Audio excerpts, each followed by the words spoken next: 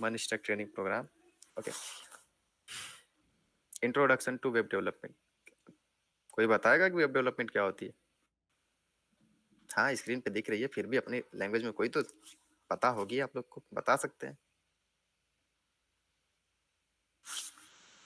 Screen से ही समझ के बता दो कोई।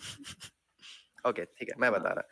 देखो, वेब डेवलपमेंट तो वेब डेवलपमेंट में हम बेसिकली वेबसाइट्स को रिफर करते हैं एंड वेब एप्लीकेशन सारे एरियाज को ये कवर करता है।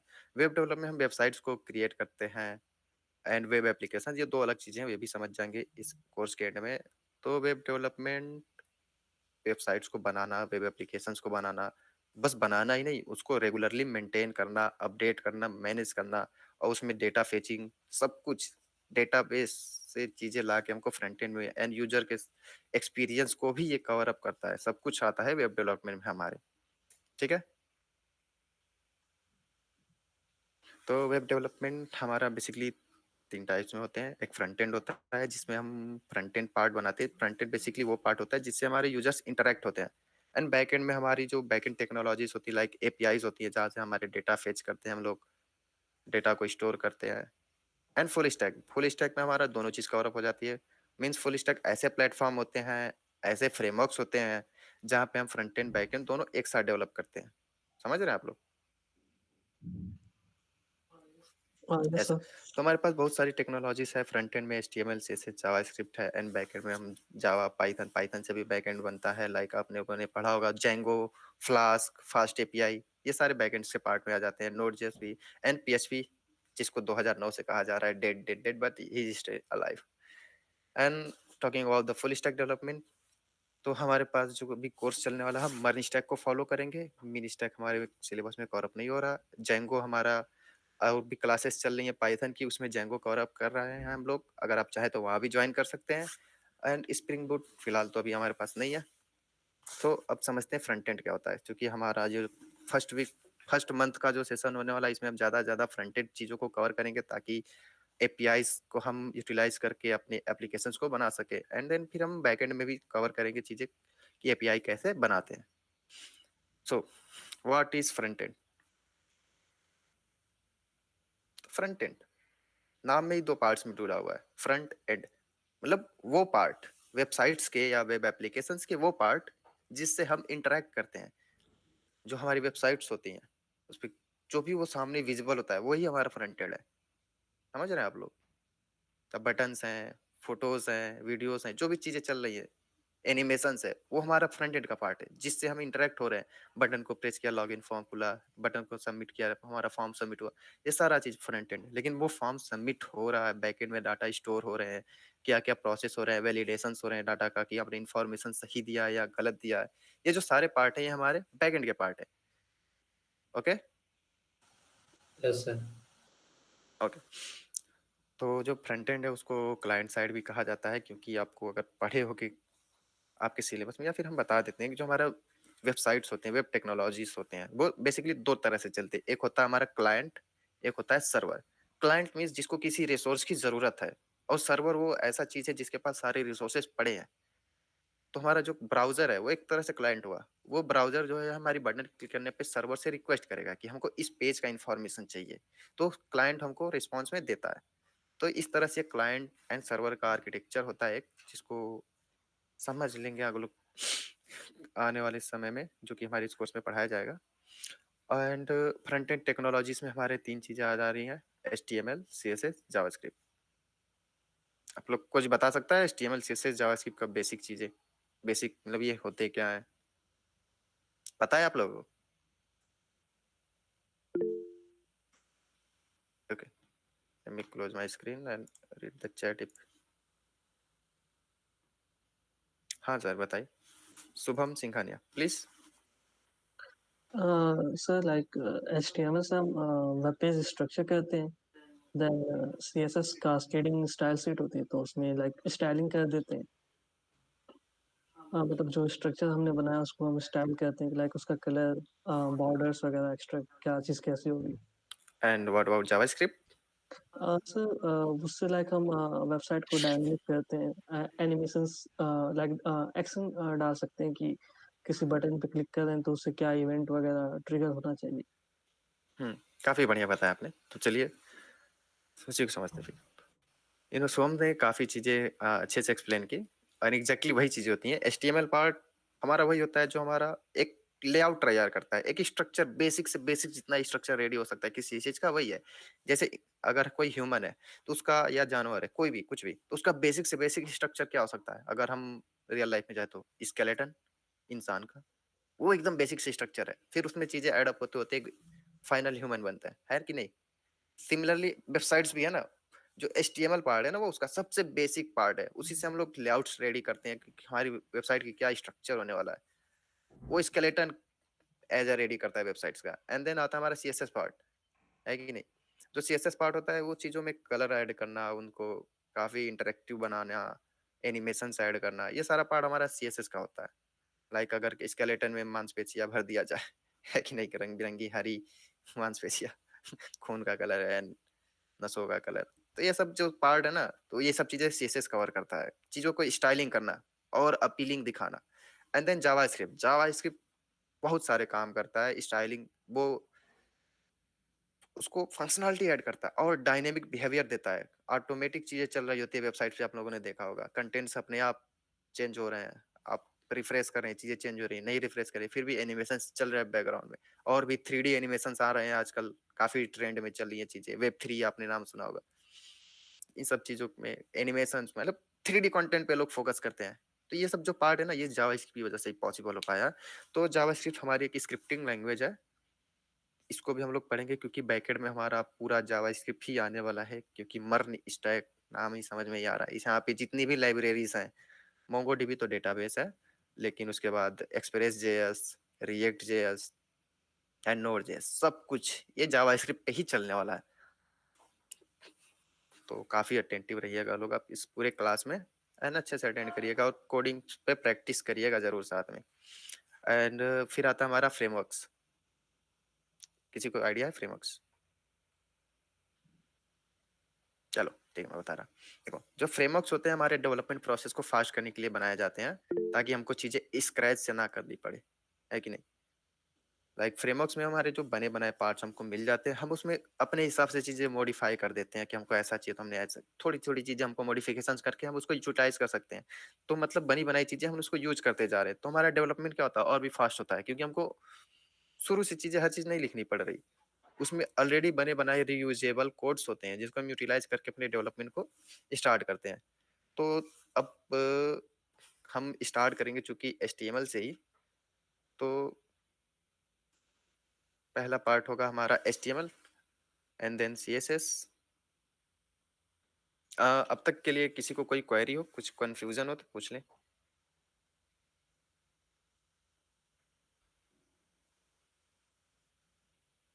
Hello everyone please. Okay then we will move forward with HTML. तो कोडिंग करने के लिए सबसे पहले आपको चाहिए होगा एक कोड एडिटर जो कि हमारा है वीएस कोड। काफ़ी डेवलप इंटीग्रेटेड इन्वायरमेंट प्रोवाइड कराता है जिसको माइक्रोसॉफ्ट ने बनाया है। तो इसको सेटअप के लिए आपको सिंपली यहाँ से कुछ नहीं करना बस डाउनलोड फॉर विंडोज़ एंड ये ऑटोमेटिकली यहाँ पे आ जाना चाहिए डाउनलोड के लिए। एंड आपको पाथ सेलेक्ट करिए एंड सेव करिए डाउनलोड स्टार्ट हो जाएगा हमारा। ओके ये डाउनलोड स्टार्ट होते ही आप उसको इंस्टॉल कर लीजिएगा। उसके सेटअप में कोई ज़्यादा टफ है नहीं। डायरेक्ट नेक्स्ट नेक्स्ट करके आप इंस्टॉल कर लीजिएगा एंड देन डायरेक्ट यहाँ पे आने के बाद यहाँ सर्च करेंगे V S code and then enter कर लेंगे। तो कुछ इस तरह से इंटरफेस दिखेगा। तो ये तो बेसिकली एक टेक्स्ट एडिटर है, इंटीग्रेटेड टेक्स्ट एडिटर है। और इसमें फ़र्क ये है कि इसमें चीज़ें काफ़ी इंटीग्रेटेड होती है। हमको टर्मिनल बना बनाया मिल जाता है और भी सारे फंक्शनलिटीज इसमें मिल जाती हैं जो कि हमारा नॉर्मल टेक्स्ट एडिटर में नहीं मिलता। लाइक हमारा नोटपैड हो गया, काफ़ी ओल्ड फैशन लगता है ना। ठीक है तो वी एस कोड ओपन कर लीजिए आप लोग एंड देन सबसे पहले एक फाइल बनाएंगे index dot H T M L. क्योंकि हम उम्मीद करते हैं कि आप लोग को थोड़ा बहुत बेसिक नॉलेज होगा क्योंकि हमारा ये मर्न स्टैक का है तो हम HTML CSS और जावास्क्रिप्ट का हम लोग रिफ्रेशमेंट लेके चल रहे हैं। तो हमारे पास अभी 6 28 टाइम हो रहा है, आधे घंटे का टाइम है, देखते हैं कितना कवर अप कर लेते हैं हम लोग। सब लोग VS कोड ओपन कर लो। कर रहे हैं कि नहीं सब लोग?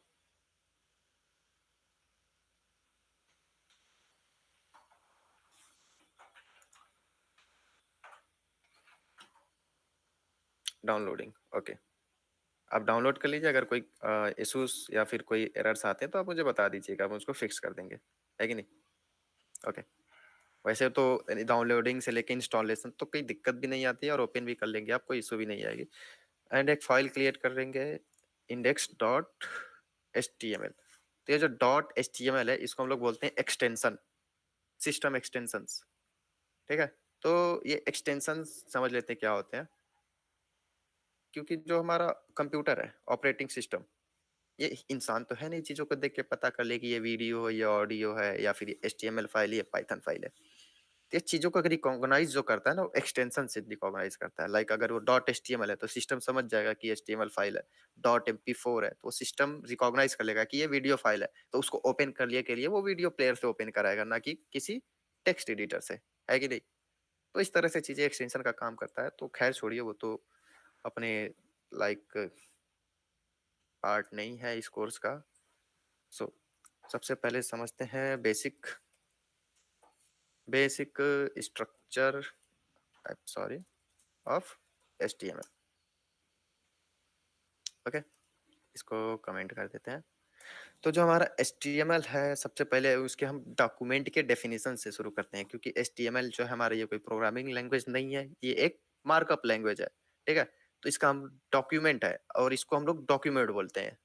इसकी जो HTML की जो फाइल्स होती है, हम उसको डॉक्यूमेंट बोलते हैं, ठीक है? तो सबसे पहला जो हमारी लाइन होती है वो डॉक्यूमेंट टाइप डेफिनेशन, कि लाइक हमारा डॉक्यूमेंट का टाइप क्या है। तो हम सबसे पहले लिखते हैं डॉक टाइप, DOCTYPE, एंड हम लोग लिखते हैं HTML, and extra exclamation markup is added here. Okay, so this defines, जब हमारा ब्राउजर ओपन करेगा इस फाइल को या कोई भी सिस्टम, तो वो यहाँ से चीज डिफाइन करेगा कि इस डॉक्यूमेंट का टाइप क्या है। बताया ना आपने अभी मैंने कि जो HTML है वो ना ही कोई प्रोग्रामिंग लैंग्वेज है, ना ही कोई स्टाइलिंग या फिर कुछ सर भी नहीं। स्क्रीन और थोड़ा लार्ज कर सकते हैं? क्या सर? स्क्रीन थोड़ा लार्ज कर सकते हैं? Okay, I will zoom it out. अब विजिबल है चीजें? Yes sir. Okay, thank you for mentioning. Okay, ठीक है। तो मैं रिवाइज कर रहा कि जो हमारा HTML है वो एक मार्कअप लैंग्वेज है, एंड जो HTML की फाइल्स हम उसको लोग बोलते हैं डॉक्यूमेंट, ठीक है? तो सबसे पहला हमारा स्टेप ये बनता है कि हम उस फाइल का डॉक्यूमेंट टाइप डिक्लेयर करें कि उसका क्या है। तो हम लोग पहला टाइप होता है हमारा ये doctype HTML, and then हमारा root element HTML, and ending and closing. देखा, यहाँ से ये शुरू हुआ, यहाँ पे ये क्लोज हुआ। तो जो HTML में जो टैग्स होते हैं वो दो तरह के होते हैं, एक ओपनिंग होते हैं, एक क्लोजिंग होते हैं।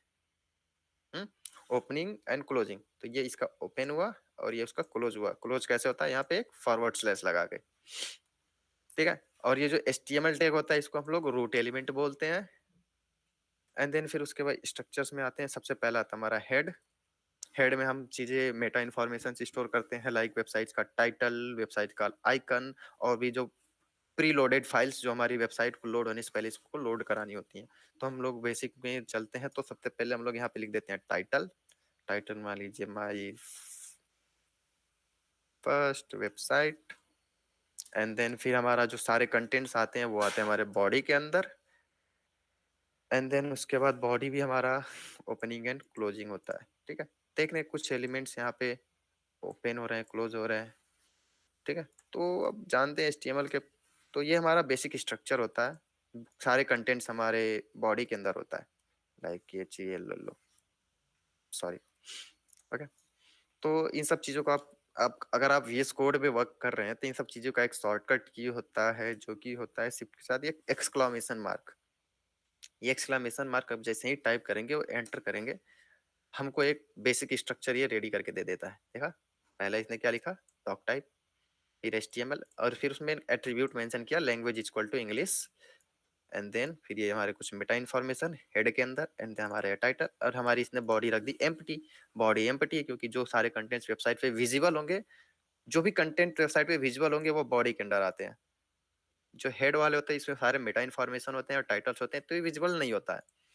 ओके, समझ आ रहा है सबको? हाँ। ओके। Yes sir. ओके, अब थोड़ा सा HTML को थोड़ा सा और चीजें एक्सप्लोर करते हैं, इसके बारे में जानते हैं। लाइक इसके पास जो टैग्स होते हैं, एलिमेंट्स होते हैं और भी सारी चीजें। ठीक, देखो, टैग और एलिमेंट ऑलमोस्ट थोड़ा ही इन सब चीजों में समझने वाली चीज है, नहीं तो आप कंफ्यूज ही रहोगे, लगेगा कि टैग और एलिमेंट दोनों सेम है।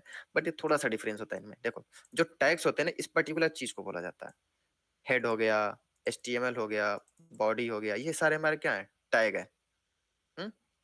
एंड देन जो हमारे एलिमेंट्स हैं, ये इन सब का पूरा ब्लॉक एक साथ पूरे HTML का जो पूरा टैग है ना, ओपनिंग क्लोजिंग, इन सबको एक साथ लेके हम लोग बोलते हैं उसको एलिमेंट। लाइक हमारा ये जो P है, अगर मैं टैग की बात करूँ तो हमारे HTML में एक टैग होता है पैराग्राफ, जिसको हम लोग P लिखते हैं, ये टैग है। एंड लाइक हमने P लिखा and this is para, and then इसको हम कंप्लीटली बोलेंगे ये क्या है, हमारा एलिमेंट। समझे? Yes sir. हम्म, ये जो हमारा इंडिविजुअल P है, ये होता है हमारा पैराग्राफ।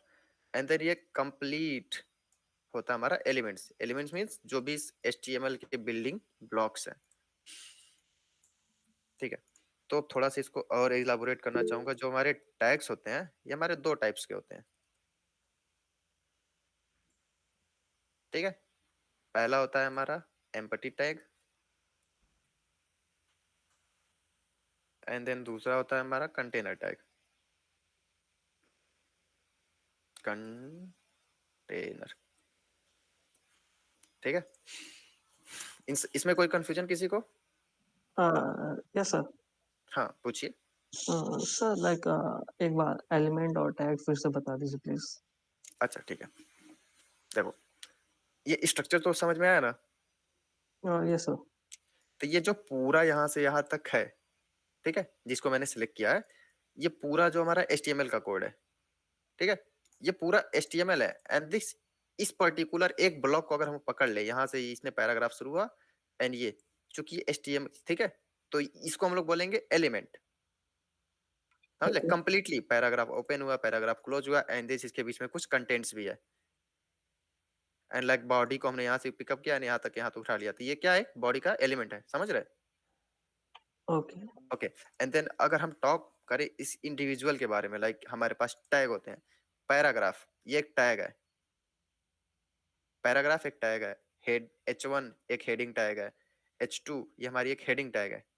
अगर हम इसको कंप्लीटली एक कंप्लीट स्ट्रक्चर इसका अगर हम तैयार करें, लाइक H2, एंड देन इसके बीच में कुछ कंटेंट, एंड देन इसका ये क्लोजिंग, तो ये क्या हो रहा है, इस HTML को बनाने में एक एलिमेंट है ये। आप समझ रहे हैं? Okay sir, got it. कोई कंफ्यूजन? ये इंडिविजुअली एक टैग है। एंड लाइक अब ये जब होल एक कंटेंट के साथ ओपनिंग क्लोजिंग सब कुछ कंटेंट लेके आ रहा है, तो ये कंट्रीब्यूट कर रहा है ये HTML के स्ट्रक्चर को रेडी करने में। तो अब ये क्या हो गया, एक एलिमेंट हो गया। अगर मैं इंडिविजुअली बात करूं इन सब की, H1 H2, तो ये सब क्या है, टैग। कोई कंफ्यूजन? No sir. ओके, तो उसी के बारे में हम थोड़ा सा जानेंगे कि टैग और एलिमेंट्स, तो उनका टाइप्स भी होता है। लाइक जो हमारे टैग हैं, ये दो टाइप्स के होते हैं। Sorry, spelling mistake. दो टाइप्स के होते हैं हमारे। पहला होता है हमारा एम्पटी टैग, दूसरा होता है हमारा कंटेनर टैग। तो जो हमारे एम्पटी टैग्स होते हैं ना, उनका सिर्फ ओपनिंग होता है, क्लोजिंग नहीं होता। जैसे यहाँ पे हमारा पैराग्राफ था, पैराग्राफ मैंने यहाँ पे ओपन किया, एंड देन पैराग्राफ यहाँ पे मैंने क्लोज कर दिया, तो ये हमारा ओपनिंग टैग नहीं है, ये है हमारा container tag. Container tag means इसका ओपनिंग भी होता है एंड देन क्लोजिंग भी होता है। अगर बात करें एम्पटी टैग की, तो उसका सिर्फ ओपनिंग होता है, जैसा कि मैंने बताया, like input field, sorry, typo, INPUT, input. देखा, VS कोड ने इसका ऑटोमेटिक क्लोज नहीं किया, क्यों? VS कोड को भी पता है कि इसका क्लोजिंग नहीं होता है। तो इसको हम लोग बोलते हैं एम्पटी टैग, जिसका सिर्फ ओपनिंग हो। एंड हाँ, इसको सेल्फ क्लोजिंग बोला जाता है, क्योंकि ये ओपन होता है और देन यहीं पे ये ऐसे क्लोज भी हो जाता है। ऐसे हम लोग इसको सेल्फ क्लोजिंग टैग, ठीक है। तो जो एम्पटी टैग होते हैं उनको सेल्फ क्लोजिंग टैग्स भी बोला जा सकता है। लाइक ये देख रहे हो, यहीं पे ये ओपन हुआ है, ये हमारा टैग है, एंड देन ये सेल्फ क्लोज भी हो गया हमारा। हमको एक्स्ट्रा इस तरह से इनपुट नहीं लगाना पड़ा, INPUT, ठीक है। इसकी हमको जरूरत ही नहीं, क्योंकि ये हमारा क्या है, empty tag. And then container tag opening होगा एंड देन क्लोजिंग होगा। समझ रहे? एंड जो बस हमारा यस सर। ओपनिंग से हाँ और जो हमारा अगर ओपनिंग्स तो इस तरह से हमको ये समझ में आया कि जो हमारी चीजें ओपनिंग से लेके क्लोजिंग तक जो भी चीजें रैप हो रही हैं एक टैग के बीच में, वो हमारा क्या हुआ, एलिमेंट। देख रहे हो, एलिमेंट में वो टैग भी आ रहा है, उसका क्लोजिंग भी आ रहा है एंड देन उसका कंटेंट भी आ रहा है, तो ये एज अ एलिमेंट है, वो कंट्रीब्यूट कर रहा है एचटीएमएल के स्ट्रक्चर को रेडी करने के लिए, तो वो एलिमेंट है एंड इंडिविजुअली वो टैग है। और कोई कंफ्यूजन है इस बीच में? No sir. ओके, तब मैं सोच रहा हूँ आज का ये जो सेशन है एचटीएमएल के इंट्रोडक्शन में काफी चीजें बताते शेयर करते चले। एंड देन ओके, हाँ टेक्स्ट तो हो गया हमारा and then coming upon the elements. Elements के भी हमारे दो टाइप होते हैं, पहला होता है हमारा इनलाइन एलिमेंट एंड दूसरा होता है हमारा block elements, block level elements, ELE elements. ओप समवन,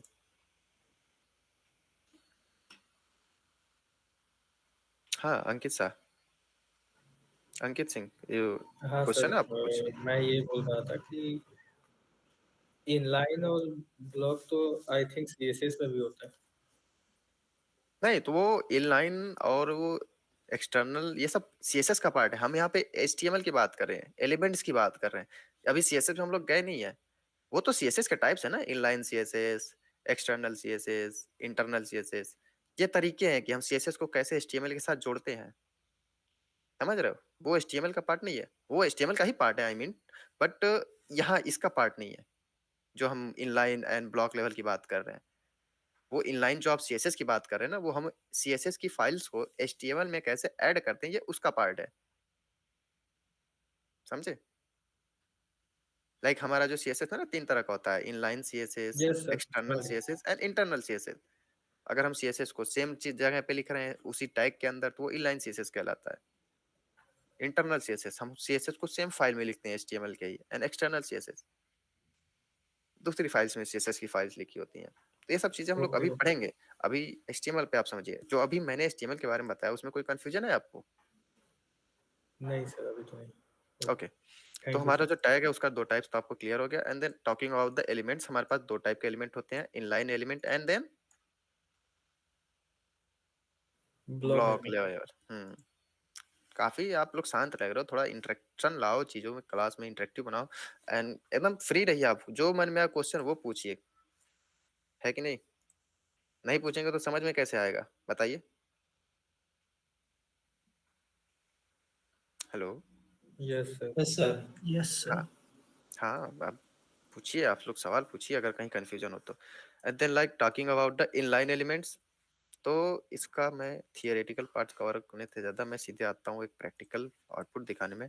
तो आप लोग HTML का अगर फाइल बना लिया होगा तो एक एक्सटेंशन प्लीज डाउनलोड कर लीजिएगा जिसको हम लोग बोलते हैं live server, SERVER, live server. इससे ये होता है कि हम जो भी HTML फाइल लिखते हैं जैसे हम उसको सेव करेंगे वो हमारा आउटपुट ऑलरेडी दे देगा ऑटोमेटिकली। ये है लाइव सर्वर, ठीक है? तो आप उसको VS कोड के एक्सटेंशन मार्केट से जाके यहाँ से इंस्टॉल कर लीजिएगा एंड देन जैसे आप इंस्टॉल करेंगे वो यहाँ पे कॉर्नर पे आपको दिखेगा, bottom right corner, go live करके बटन आ रही होगी एंड देन जैसे ही आप क्लिक करेंगे वो उस HTML फाइल को एक ब्राउजर में ऑटोमेटिक ओपन कर देगा, जैसा कि हमने लिखा था दिस इज पैरा एक इनपुट।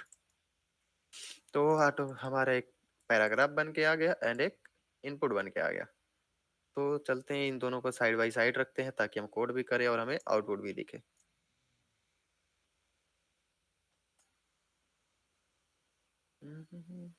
ओके, इसको हाइड कर देता हूँ मैं। ओके, तो हमारा जो एलिमेंट्स के बारे में था, inline element and block level element, इसको हम लोग समझेंगे एक एग्जांपल के थ्रू, ठीक है? मैंने लिखा एक H1 जो कि हमारी हेडिंग है HTML की। हमारे पास 6 हेडिंग होती है, H1, H2, H3, H4, H5 and H6। And जो सबसे लार्जेस्ट फॉन्ट साइज जिसका होता है वो होता है H1। I think serial wise इस फॉन्ट साइज उनके छोटे होते जाते हैं। तो मान लीजिए दिस इज HEADING हेडिंग 1, ठीक है? This is heading H1 and like मैंने एक और हेडिंग ऐड कर ली जिसको मैं H2 कर देता हूँ बेसिकली, ताकि डिफरेंस दिखे। And this is heading H1, देख रहे हैं H1 यहाँ आया, और जो सेव करते ही आउटपुट हमारा आ ही जा रहा, H2 नीचे आ गया, ठीक है। अब हम लोग एक और टैग लेते हैं जिसका नाम है स्पैन करके, SPAN। अगर मैं इसमें लिखूं this is span 1 and then same, sorry, opening and closing इसका भी होता है, दिस इज स्पैन 2, वो देखो ये नेक्स्ट लाइन से क्यों नहीं आया। अगर मैं एक और, एक मिनट सॉरी, ये क्लोजिंग नहीं किया था मैंने। अगर मैं एक और H2 ऐड कर दूं, देख रहे हो जितनी सारी हेडिंग्स है वो सब अलग अलग लाइन में आ रही है, बट ये जो है एक ही लाइन में आ गया दोनों। डिफरेंस दिख रहा है आप लोगों को, या जूम कर दूं मैं? दिख रहा है सर। देखो जैसे ये हेडिंग था पहली लाइन में आया, H2 था, एंड देन मैंने एक और ऐड किया, तो ये सब लोग अलग अलग लाइंस में आ रहे हैं, बट ये जो स्पैन है ये दोनों एक लाइन में आ गए। क्यों? क्योंकि ये है इन लाइन क्योंकि एलिमेंट। हाँ बताइए। कुछ नहीं सर। ओके ओके, ठीक है। तो ये हमारे जो हमारे इनलाइन एलिमेंट्स होते हैं, इनकी जो प्रॉपर्टी होती है ना, इनकी जितना रिक्वायरमेंट्स होती है, जिसमें इसका जितना कंटेंट होता है वो स्क्रीन का उतना ही एरिया कवर करते हैं। बट ये जो ब्लॉक लेवल एलिमेंट होते हैं ना, ये इनका जो, जहां एक बार वो फिक्स हो गए उसके बाद से ये जो एक रो, वो पूरी रो को अपने लिए कवर अप कर लेते हैं, क्योंकि ये इनकी पूरी जगह कहते हैं भाई ये हमारी ये पूरी स्क्रीन अब हमारी, यहाँ के बाद भी भले हमारा उतना साइज ना हो क्या हुआ। लेकिन बट ये जो हमारे इनलाइन एलिमेंट्स होते हैं ना, उनको बस भाई ये होता है भाई हमको रहने भर की जगह दे दो, हम खुश है ना। लाइक देखो इनको इतना कंटेंट था, इसने इतने में ही अपने आप को एडजस्ट कर लिया, एंड देन दूसरा जो स्पैन आया जस्ट उसके बगल में आ गया। क्यों? क्योंकि इसने पूरे रो को कवर नहीं किया था, तो जो स्क्रीन में जो कंटेंट्स आएंगे वो तो फिल करेगा ही अपने आप को, तो इसने यहाँ तक का जगह एडजस्ट कर ली, एंड देन ये जो दूसरा स्पैन था ना जस्ट उसी के बगल में आ गया।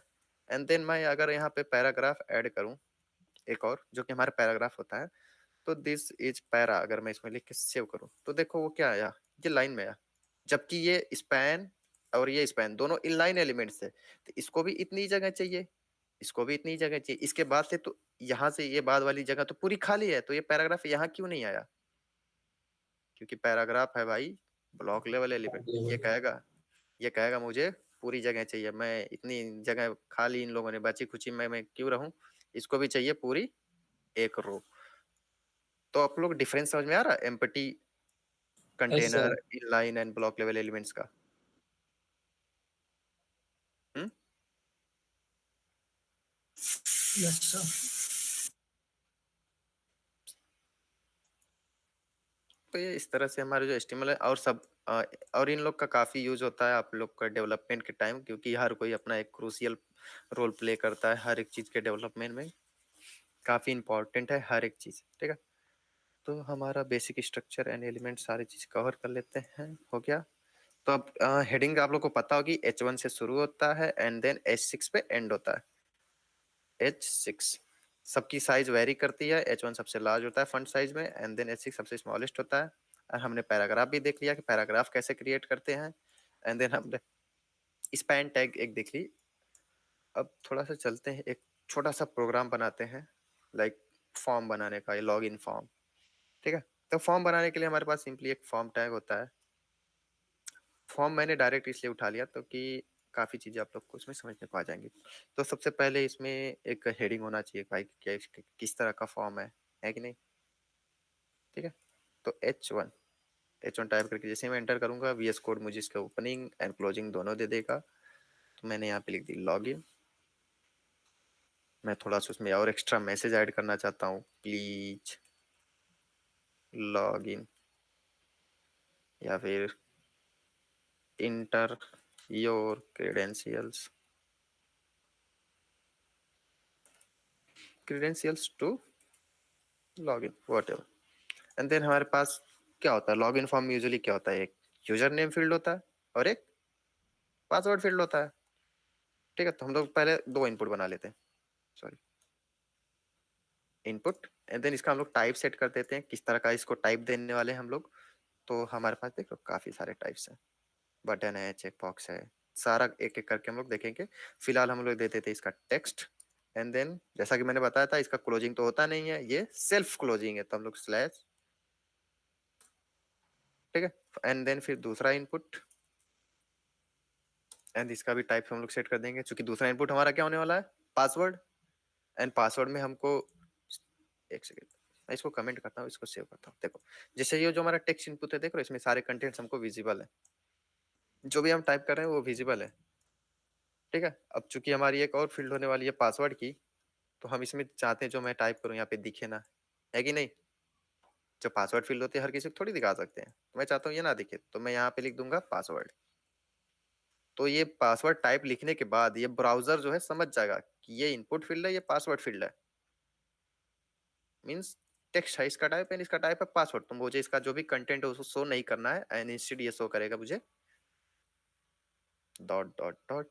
आप उसको चेंज भी कर सकते हैं, इसका एक प्रॉपर्टी होता है शो करके, अब एक प्रॉपर्टी रिमेम्बर नहीं कर पा रहा मैं, तो ये कंटेंट में आप हो सकता है आप डॉट डॉट के बजाय कुछ और चीज दिखाना चाहें, तो वो उसको मॉडिफाई कर देता है, डिस्प्ले जावास्क्रिप्ट के थ्रू मॉडिफाई हो जाता है, ठीक है। एंड देन फिर उसके बाद हमारे पास एक होता है बटन। बटन देखिए, बटन बनाने का हमारे पास दो तरीका है, हम इनपुट से भी बटन क्रिएट कर सकते हैं, एंड देन इस बटन से भी, बट दोनों में थोड़ा सा विजुअली फर्क होता है। लाइक मान लीजिए मैंने बता दिया button by BUTTON button tag, and then एक और इनपुट बना लेते हैं, है, और हमने इसका टाइप दे दिया बटन, ठीक है, सेव कर दिया, देख रहे हैं? ये दोनों एक लाइन में आ गया, क्योंकि ये दोनों इनलाइन एलिमेंट्स हैं, सब कुछ एक लाइन में आएगा। अगर मैं स्क्रीन को साइज को बड़ा करूं, क्योंकि ये जो इनपुट है हमारा ये इनलाइन एलिमेंट होता है, एंड जेन बटन भी हमारा ये इनलाइन एलिमेंट है, तो इसीलिए सब कुछ एक लाइन में आ रहा है कि नहीं। बट वो लाइन बाय लाइन दिखा रहा था क्योंकि स्क्रीन में साइज नहीं थी, तो वो जो कंटेंट्स को क्या करता है, रैप कर देता है, कि ताकि चीजें जो ओवरफ्लो ना करे, स्क्रीन के बाहर ना चली जाए, तो इसलिए उनको रैप कर देता है कि जो कंटेंट ज्यादा हो रहा है उसको एक लाइन नीचे भेज देता है, नेक्स्ट रो से चीजें स्टार्ट होने लगती है, देखो है कि नहीं। एंड देन लाइक हमने ये input type equal to button तो दे दी, यहाँ पे बटन बन तो गया, बट इसमें कंटेंट्स कहाँ से आएगा, किस पे क्या लिखा है, तो उसके लिए हमको यहाँ पे वैल्यू देना पड़ता है, value equal to BUTTON button by input tag, and then boom, हमारे पास दो बटन रेडी है।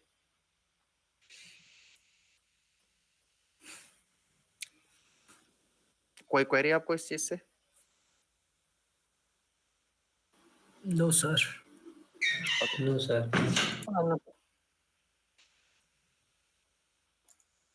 ओके। एंड देन हमारा जो फॉर्म्स होता है हमारा, मान लो तो सबमिट बटन तो एक ही होगा, तो मैं इनपुट वाले को इरेज कर देता हूँ, एंड देन ये थोड़ा सा स्क्रीन को कर मैं बड़ा करूँ, देखो ये सारे कंटेंट्स क्या हो रहा है, एक ही लाइन में आ रहे हैं, लेकिन मैं चाहता हूँ कि एक एक लाइन में दिखे, तो हमारे पास एक टैग आता है जिसको हम लोग बोलते हैं BR, एंड ये सेल्फ लॉजिक होता है, ठीक है। BR का मतलब होता है ब्रेक रो, मीन्स ये कंटेंट जहां तक आएगा एंड उसके बाद ब्रेक रो, मतलब उस रो को ब्रेक कर दो। अब जो हमारा ब्राउजर उस रो में कुछ भी नहीं ऐड करेगा, वो सीधे नेक्स्ट रो पे चला जाएगा। तो अगर मैं इसको जैसे ही सेव करता हूँ, देखिए इनपुट आया, इसके बाद यहाँ से ये चीजें ब्रेक रो हो गई, मतलब यहाँ से अब जो भी कंटेंट्स यहाँ नहीं आएगा, अब वो नेक्स्ट रो से शुरू होगा, ठीक है। तो हमारा एक इनपुट एक लाइन में आ गया, एंड दूसरा भी अभी, एंड बटन दोनों एक लाइन में, तो मैं चाहता हूँ इस इनपुट के बाद भी चीजें क्या हो जाए, ब्रेक रो, एंड ये भी हाँ सेल्फ क्लोजिंग होता है, तो मैंने लगा दी, एंड देन सेव, देखा चीजें अलग अलग रो में आने लगी। इसका एक और आसान सा तरीका हो सकता है, क्या हो सकता है, कोई सजेस्ट करेगा? अगर आपको अगर ये चीजें क्लियर हो गई हो inline element and block level element में, तो और आपको उम्मीद करता हूँ थोड़ा बहुत नॉलेज हो, ना हो तो बता देंगे। आप गेस कर सकता है कोई कि अगर क्या दूसरा तरीका हो सकता है कि हमारे ये जो कंटेंट्स है हम बिना ब्रेक रो लगाए ही उनको नेक्स्ट लाइन से लिखना स्टार्ट करा दे? एनीवन?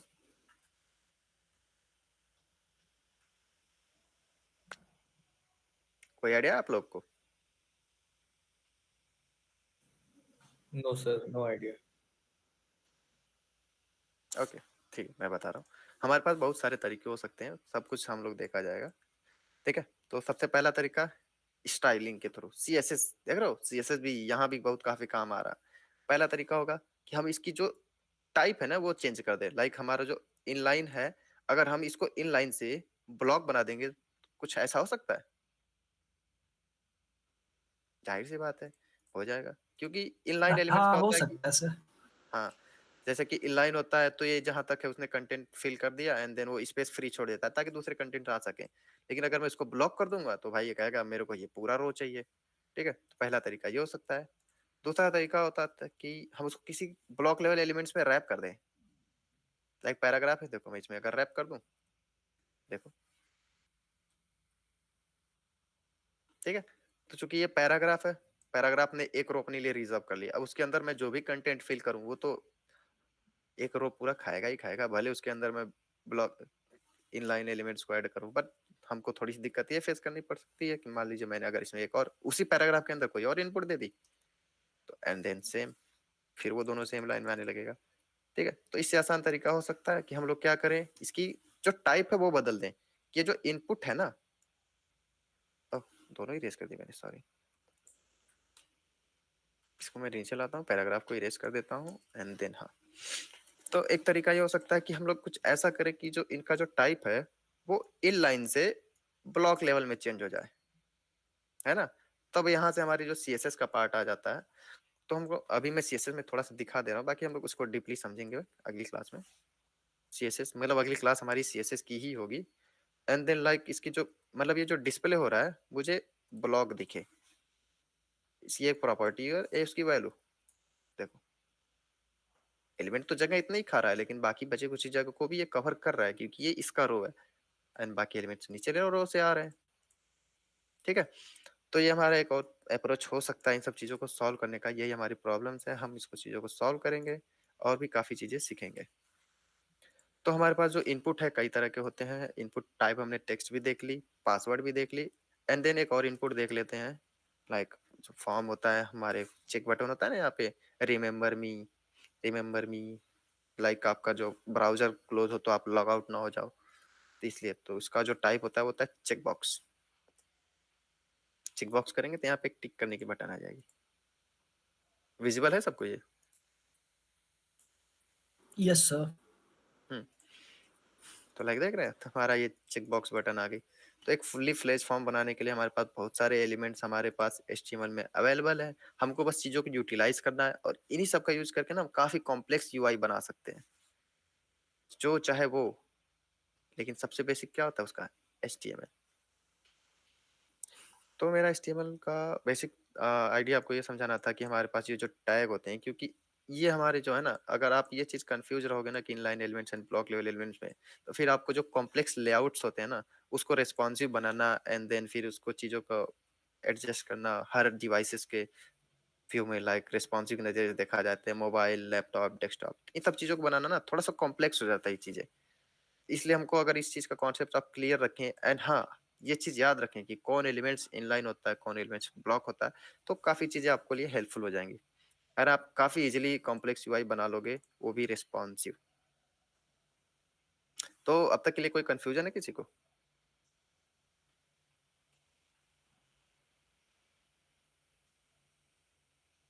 हम्म, बोलो भाई।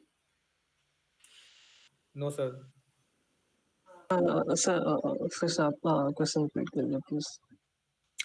क्वेश्चन नहीं था मेरा, मतलब अब तक जो मैंने बताया, अब तक में कोई कंफ्यूजन है आपको?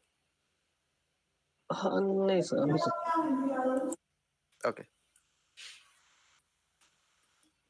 सो चलते हैं, चेक बॉक्स बनाते हैं एंड देन और भी हमारे पास सारे इनपुट होते हैं। मान लीजिए आपको डेट टाइम का एंट्री लेना हो या फाइल सेलेक्ट करना हो, तो सारे इनपुट्स आपको अवेलेबल मिल जाते हैं एचटीएमएल में। लाइक अगर मैं यहाँ पे शिफ्ट टाइप इक्वल टू में जाऊँ तो मुझे VS कोड का ढेर सारे सजेशंस मिलने लगे। देख रहे हो, बटन तो हमने देख ली, चेक बॉक्स हमने देख ली, कलर, कलर पे आप सेलेक्ट करेंगे तो आपको यहाँ पे कलर पिकर का ऑप्शन आ जाएगा जिसमें कलर पैलेट्स होंगे, आप जो कलर चाहिए वो सिलेक्ट कर सकते हैं। एंड देन डेट, डेट में सिर्फ डेट सिलेक्ट होता है, डेट टाइम में डेट एंड टाइम दोनों सिलेक्ट होता है। एंड डेट टाइम लोकल आपके टाइम जोन के हिसाब से चीजें चलती हैं। एंड देन ये ईमेल, फाइल, हिडन, हिडन में जो हमारा इनपुट होता है वो दिखता नहीं है बट वो HTML के स्ट्रक्चर में एग्जिस्ट करता है। And then image, and then month, and then numbers. बहुत सारे हमारे पास टाइप्स है, एक एक करके सारे यूटिलाइज करेंगे हम लोग जब आगे प्रोजेक्ट्स बनाएंगे। तो आप लोग के मन में कोई क्वेरी या फिर कुछ आप चाहते हो जो आपको समझाया जा सके अभी के लिए, अब तक का? Yes, sir. I have a question, sir. पूछिए। Sir, sir, how can I determine, sir, inline and block element without help of this? Like what? Means, sir, जैसे कि बिना प्रैक्टिकल किए हुए कैसे सर बता पाएंगे सर? लाइक उसके लिए कि आप याद देखिए, ही करना पड़ेगा? हाँ, याद करना पड़ेगा, डिटरमाइन नहीं कर सकते अभी के लिए तो। क्योंकि जो आपका एचटीएमएल का आपको एमडीएन डॉक्स करके एक वेबसाइट है, वहाँ से आप चीज़ों का आप सर्च करेंगे कोई भी टैग को ना, तो वहाँ पे आपको पता चल जाएगा। क्योंकि ये चीज़ें ज़्यादा टफ नहीं होती हैं, उतना भी जाके मैं अगर यहाँ पे पैराग्राफ लिखूँ, देख रहे हैं? पैराग्राफ एलिमेंट, यहाँ पे इसको सारा चीज़ें आपको यहाँ पे डिस्क्राइब कर देगा, एट्रिब्यूट्स, एक्सेसिबिलिटी इनके बारे में। एंड बाकी की जो डिटर्मिनेशन करने की है, तो आप प्रैक्टिकल से ही चीज़ों को याद कर लेंगे। तो आप चीज़ें यूटिलाइज़ करते जाएँगे एंड आपको याद भी हो जाएगी कौन इनलाइन एलिमेंट्स है। बाकी ऐसे बस देख के चीज़ें आप डिटरमाइन नहीं कर सकते, क्योंकि आप देख रहे हैं इनमें कोई डिफरेंस नहीं है। Like okay sir. Basically most of the जो इनलाइन एलिमेंट्स होंगे उनको आप देखेंगे ना, उनका जो सेल्फ क्लोजिंग होता है, मोस्ट केसेस में सेल्फ क्लोजिंग होते हैं वो। बट हमारे पास एक और एलिमेंट है स्पैन, जो कि इनलाइन है। सॉरी, SPAN, देख रहे हैं? ये इनलाइन एलिमेंट है, बट इसका क्लोजिंग भी है। एक और टैग होता है हमारा बोल्ड, ये भी टैग है। तो वो एक स्पेशल केस नहीं हो सकता कि उसी से रिकॉग्नाइज कर सके। तो हमारे पास ऐसा कोई क्राइटेरिया नहीं कि ये हम इसको देख के ही पकड़ लें कि इनलाइन है या ब्लॉक लेवल एलिमेंट्स है। बट आपको, हाँ, प्रैक्टिस से आपको ये चीजें याद रहेंगी, आपको इन सब चीजों के बारे में जानना पड़ेगा। समझ रहे हैं आप? Yes sir. ऐसा विजुअल कोई तरीका नहीं है जिससे आप डिटरमाइन कर सकें कि ये इनलाइन है या ब्लॉक लेवल एलिमेंट्स है। आपको उसको यूज करेंगे, आपको खुद समझ में आ जाएंगी चीजें। और कोई क्वेरी आपको? No sir.